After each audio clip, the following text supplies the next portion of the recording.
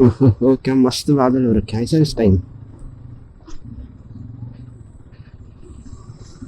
बढ़िया बढ़िया वेदर हो रखा है। एकदम बढ़िया बढ़िया वेदर जिसको बोलते हैं ना। मस्त क्लाउड्स। ओहो।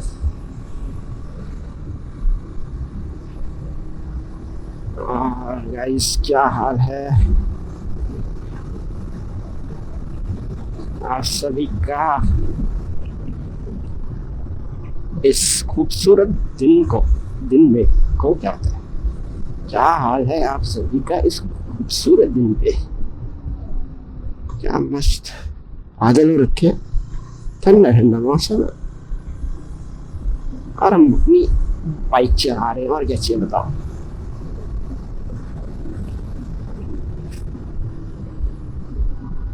ओए, ओए, ओए।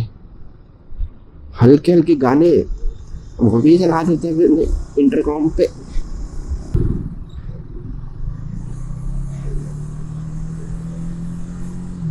ये लगा इस गाने भी लग गए हल्के हल्के।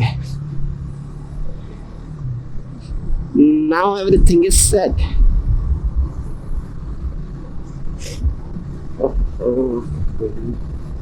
यार धूप आ रही है, हल्की हल्की क्यों आ रही है धूप। अरे भाई साहब देख रहे हो बीचों बीच। तो गाइस कैसा लगा आपको हमारा पिछला ब्लॉग करोल बाग वाला। बताओ थोड़ा कमेंट्स में क्या चीज़ अच्छी लगी क्या चीज़ बुरी लगी। आहे ऐसे मैं बता देता हूँ कि हुआ क्या था। तो बेसिकली जब हम गए थे करोल बाग हमने लाइट्स वगैरह लगाई और ये गार्ड क्रैश गार्ड भी एक्स्ट्रा लगवाने थे। तो हम गए वहाँ पे, हमने बोला गार्ड्स दिखाओ, उन्होंने बढ़िया गार्ड वार्ड दिखा। हमने बोला ओके ये वाला हमें पसंद आया, हमने बोला फिट कर दो भैया, दिस इज द वन। तो फिर उसको फिट करने के लिए वो जो पुराने वाले क्रैश गार्ड हैं उसको उसने खोला। तो जब उसने खोला तो उस ये पता चला कि इसमें 4 बोल्ट हैं, मतलब 2 इस तरफ 2 इस तरफ। तो 4 में से 3 बोल्ट्स टूटे हुए हैं। एंड टूटे हुए इन द सेंस कि आधे वो बाहर आ गए घूम के और आधे बीच में से टूट के अंदर ही रह गए। मैं समझ सकता हूँ गाइस, ऐसा हो रखा था। और वो भी मतलब ये भी नहीं कि वो मैंने बाहर से लगवाया, बाहर से तो मैं अलग से लगवा रहा था। जो कंपनी फिटेड है उनका ये हाल था, आप समझ सकते हो उनका हाल ये था। तो फिर वहाँ पे बात हुई, उन्होंने बोला या तो ले जाओ आप इसको वापस शोरूम से निकलवा के ले आओ। अब अगर मैं शोरूम ले जाता तो यही बात है कि वापस आओ यहाँ पर करोल बाग, फिर उसके बाद लगवाओ। तो मतलब वो डे मेरा पूरा वेस्ट ही हो जाता है देखा जाए तो मैंने उनसे पूछा आप कैसे निकालोगे। तो उन्होंने बोला हम तो फ्रेम कट करके निकाल सकते हैं। मैंने बोला क्या बोल रहे हो भाई, नहीं नहीं बाइक में तुम फ्रेम कट कर रहे क्या मतलब। फिर मैंने बोला भाई और कुछ तरीका बताओ। तो उसने ये बताया कि वेल्ड करके इसको घुमा घुमा के हम निकाल सकते हैं। तो मैंने बोला ठीक है भाई निकलवाओ। तो फिर मैंने बोला उनसे जो निकलवाओ, तो बुलाओ अपने वेल्डिंग वाले को। तो बोलता वेल्डिंग वाले इधर तो आता नहीं, आपको ही चलना पड़ेगा वहाँ पे। मैंने बोला भाई चलो ठीक है। फिर मैं उसको लेकर गया वहाँ पे। तो बेसिकली जो 3 खराब थे 4 में से, तो लेफ्ट साइड 2 राइट साइड 1। तो लेफ्ट साइड वाला उसने फर्स्ट वाला उसने 2 ट्राई में निकाल दिया। और उसने निकाला ऐसे कि इसने एक टी बार लिया और उस टी बार को उसने थोड़ा सा आगे से वेल्ड करा, मतलब हीट अप करा। और जो बोल्ट था उसको भी थोड़ा वेल्ड करा उसने हीट अप करके, एंड दोनों को कनेक्ट कर लिया। टी बार टाइप था उसके पास। फिर वो उससे घुमा घुमा के उसने निकाला। तो वन ऑफ द बोल्ट्स उसको निकालने में उसको 2 अटेम्प्ट लगे, अराउंड 10 मिनट लगे उसको एक निकालने में। मतलब वो भी देख के परेशान हो गया था कि भाई ऐसे कैसे हो गया, ऐसे हुआ कैसे। वो भी मतलब कंपनी फिटेड है, ऐसा भी नहीं है कि हमने बाहर से लगवाया था उनका ये हाल हुआ है। और वो इतना अंदर था, मतलब अंदर था डीप, कि उसको निकालना ही बड़ा मुश्किल हो रहा था। हीलिक्स, हाँ, तो ऐसा कर रहा था कि इसको निकालना ही मुश्किल हो रहा था, तो उसने भी काफ़ी मशक्क़त करी। तो फर्स्ट वाला तो निकल गया 10-15 मिनट में। फिर जो सेकंड वाला था उसमें आई असली आफत। लाइक उसने 7-8 अटेम्प्ट करे 1 घंटे लगा के, वो नहीं निकला। जो वो वेल्ड करके उसको लगा रहा था टी बार, वो ही बार बार टूट के बाहर आ जा रही थी। तो उसने 1 घंटा ट्राई करा, उससे भी नहीं हुआ। उसने बोला भाई मैं लास्ट ट्राई कर रहा हूँ। अब हुआ तो हुआ, वरना फिर आप ले जाओ इसको शोरूम वापस। मैंने बोला भाई अब तो ले जाना ही पड़ेगा, चाहे 2 ही नट पे क्यों ना ले जानी पड़ जाए।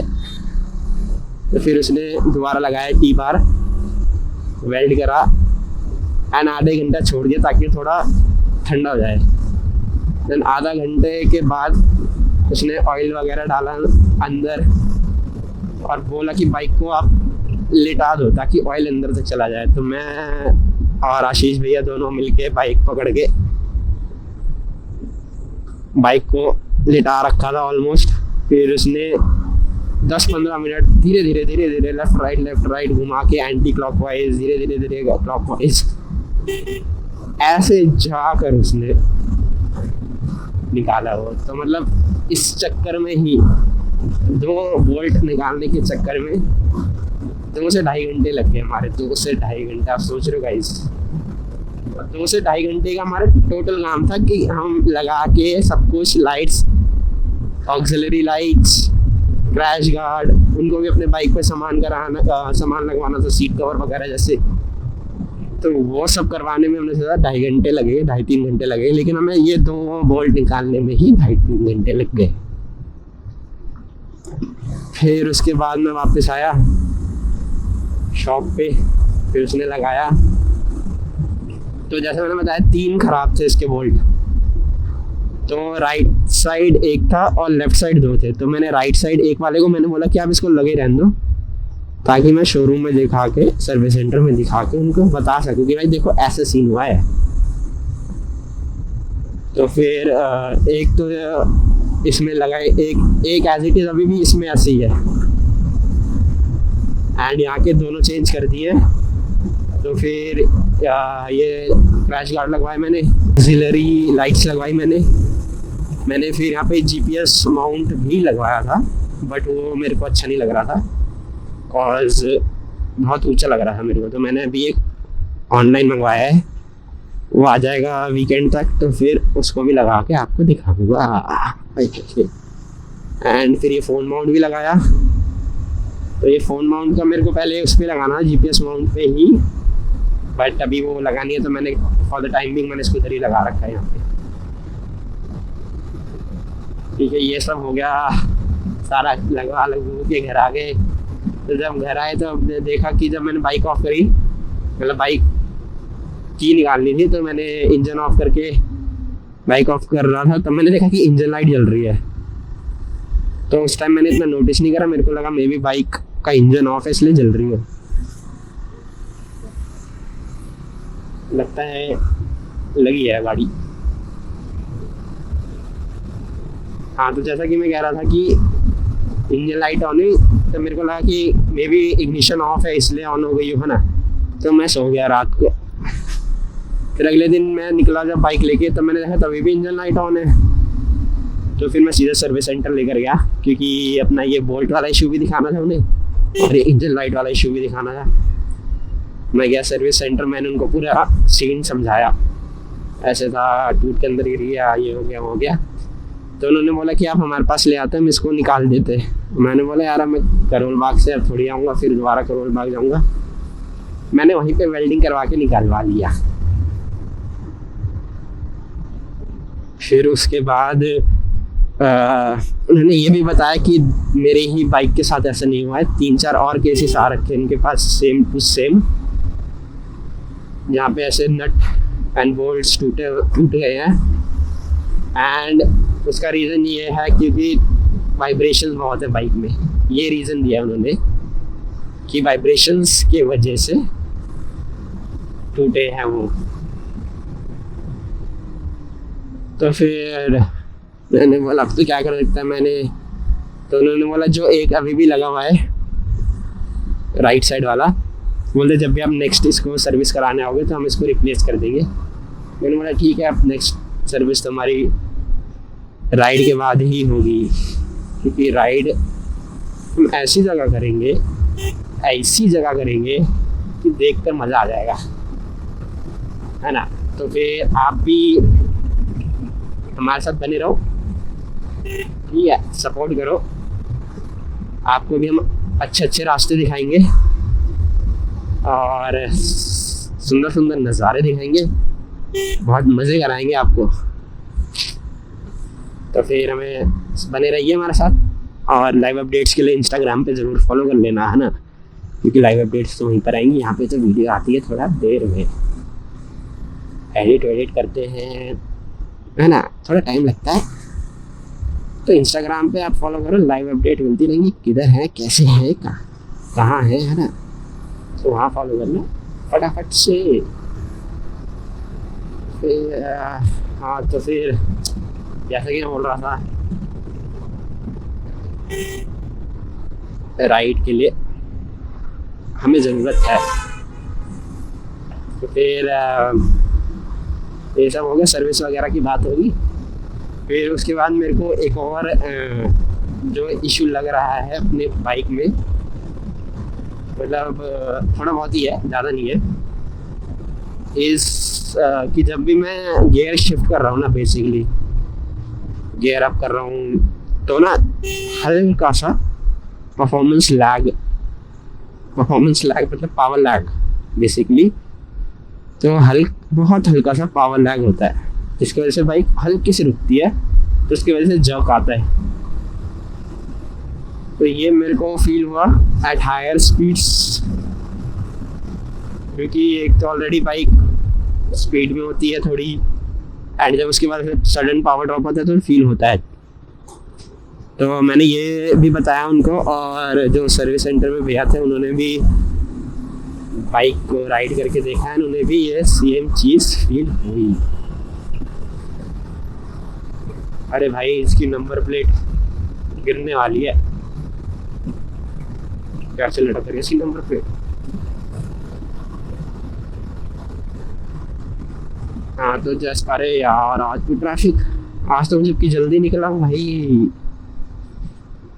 अरे यार, कोई नहीं, अपना तो रोज का है। हाँ, तो जैसे मैं बोल रहा था कि जो पावर लॉस फील हो रहा था, तो उन्होंने भी चला के देखा, उनको भी फील हुआ। तो उन्होंने मेरे को तो यही बोला कि मे बी फ्यूल पंप की वजह से है। तो मैंने बोल दिया कि फ्यूल पंप आप चेंज कर दो, बट उनके पास करेंटली अवेलेबल नहीं है। तो उन्होंने बोला है कि वो वीकेंड तक अरेंज करा के कर देंगे ठीक। तो देखते हैं, इस वीकेंड करवाएंगे, ये देखते हैं क्या डिफरेंस पड़ रहा है परफॉर्मेंस में। क्योंकि देखो, हम तो अपने चाहते हैं बेस्ट कंडीशन में जाएं, अपनी तरफ से जो भी हो सकता है बेस्ट करना ही है ना। वहाँ पे चाहे जो हो ना हो उसका तो हम कुछ नहीं कह सकते, बट ये तो हमारे हाथ में है ना कि हम यहाँ से अपनी तरफ से बेस्ट करके निकले। तो निकलेंगे बेस्ट करके, हर एक सेकेंड निकलेंगे अपना बेस्ट करके यहाँ से, एंड इस वीकेंड तक हमारी बाइक रेडी हो जाएगी।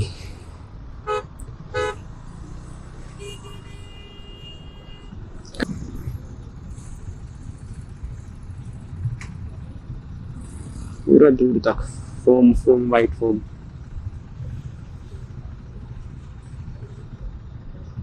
हाँ, धूप आ गया यार, इतने अच्छे मौसम में निकले थे हम, काफी तेज धूप हो गई यार। ट्रैफिक में तो और गर्मी लग रही है।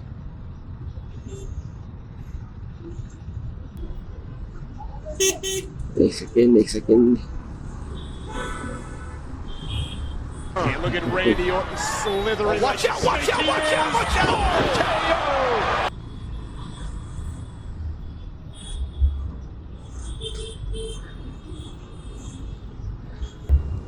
Wow. Oh, finally out of the traffic and into the weekends.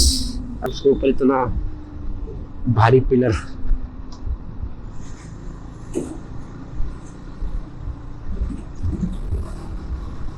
Pillar ये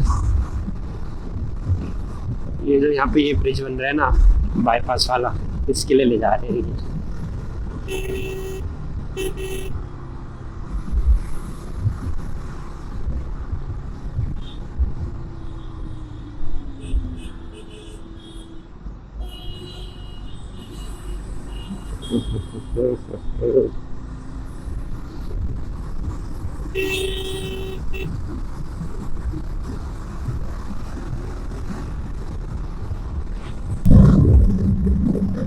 भाई से पहाड़, ये भी अरावली का ही पार्ट है यार। वैसे ना ये सब जो भी है, ये लेफ्ट साइड जो आप एरिया देख रहे हो ना, ये हल्के हल्के से जो ये सब अरावली का पार्ट ही है। यहीं से स्टार्ट हो जाते हैं, then goes towards Rajasthan and आगे तक। देख रहा फरीदाबाद से स्टार्ट होते हैं बेसिकली अरावलीज तो, एंड देन गुड़गांव होते हुए पूरा राजस्थान।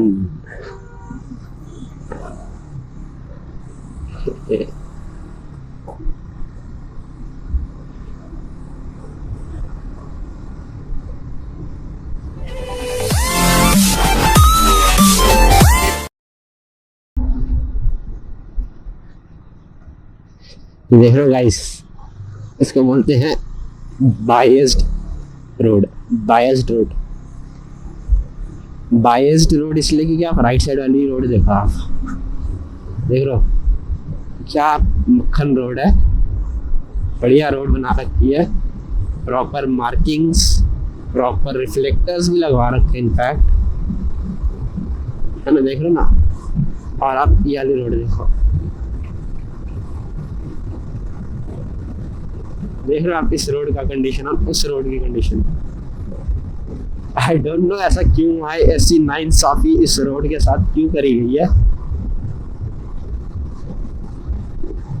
ये उस तरफ वाली रोड एकदम मक्खन बना दी, लेकिन यहाँ पर देखो भाई साहब गड्ढे ही गड्ढे, गड्ढे ही गड्ढे। I feel sad for this road. ये देखो आप भाई साहब,